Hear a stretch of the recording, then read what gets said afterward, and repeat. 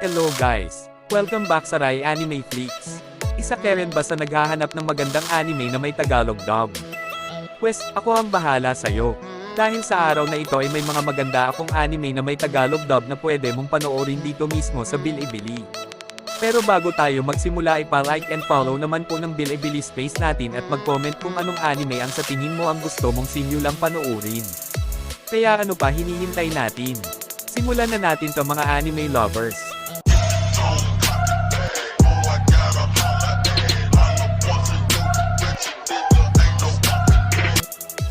Una sa ating listahan ay ang cute na anime na Spy Family.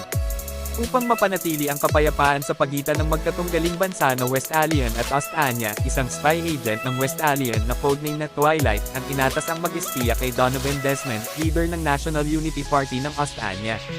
Gayunpaman, dahil kilala si Desmond sa pagiging reclusive, ang tanging paraan para mapalapit si Twilight sa kanya ay ang mag-enroll ng isang bata sa Eden Academy kung saan naka-enroll rin ang anak ni Desmond at mapalapit dito. Para maisakatuparan ang misyon at maipakita sa lahat ang imahe ng isang masayang pamilya, gumawa ng alias si Twilight bilang si Lloyd Forger. Umampun siya ng isang batang ulilang babae na nagngangalang Anya at nagpakasal sa isang babaeng nagngangalang Yor Briar. Gayunpaman, lingid sa kaalaman ni Lloyd, si Anya ay hindi basta ordinaryong bata dahil nakakabasa may kakayahan itong mabasa ang iniisip ng iba, habang ang asawa naman niya na si Yor ay isang professional na assassin. Sa kabila nito, dapat matutunan ni Lloyd na gampanan ang papel ng pagiging perpektong ama at asawa upang maisakatuparan ang kanyang misyon. Ang kasunod ng anime na pasok sa ating listahan ay ang anime na Kuroko's Basketball. Ang anime na ito ay napalabas noong taong 2012 at ito nga ay patungkol sa mga manlalaro na kabilang sa tinatawag na Generation of Miracles. Ito nga ay binubuo ng 5 prodigy na nag-e-excel ng husto sa kanilang mga laro at ang pang-anim nga nilang miyembro ay walang iba kundi ang bida natin na si Kuroko. Siya nga ay tinatawag na Phantom Six-Man dahil sa halos hindi siya mapansin ng mga kalaban nila at ginagamit nga niya ang kanyang kakayahan para magawa niyang maipalabas ng husto ang mga galing ng kasamahan niya. Pero di kalaunan ay nagkahiwa-hiwalay ang grupo nila dahilan para maglaban-laban sila sa ilang mga pagkakataon. At ang ating bida na si Kuroko ay napunta sa team ng Siren at ninanais nga niya na matulungan ang grupong ito makuha nila ang panalo sa gaganapin na Inter-High Championship.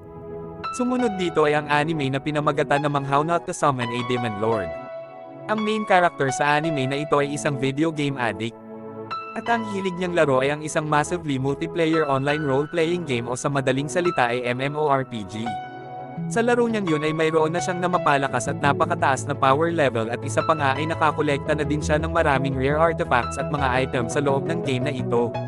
Pero dumating na lang ang isang araw nang siya ay biglang makapasok sa loob ng game at nalipat siya sa katauhan ng karakter niya sa laro.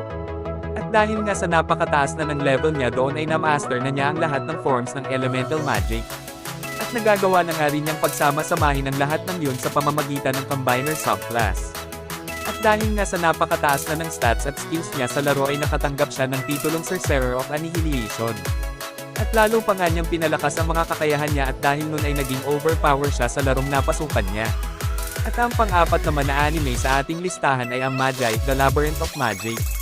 Ang Magi ay ang tawag sa isang magician na ang hilig sa magic ay napakalawak at masasabing sila ang umubog sa mundo. Sa makabuluhang impluensya nila, ang bawat Magi ay pumipili ng isang karapat-dapat na kandidato upang maging isang hari, pagkatapos ay tutulungan silang masakop ang mga kakaibang labyrinth na tinatawag na dungeons, at makuha ang kapangyarihan ng mga mythical genes dahil bukod sa pinapalakas nito ang kapangyarihan ng isang indibidwal, nagiging mayaman din ang sino mang sasakop rito.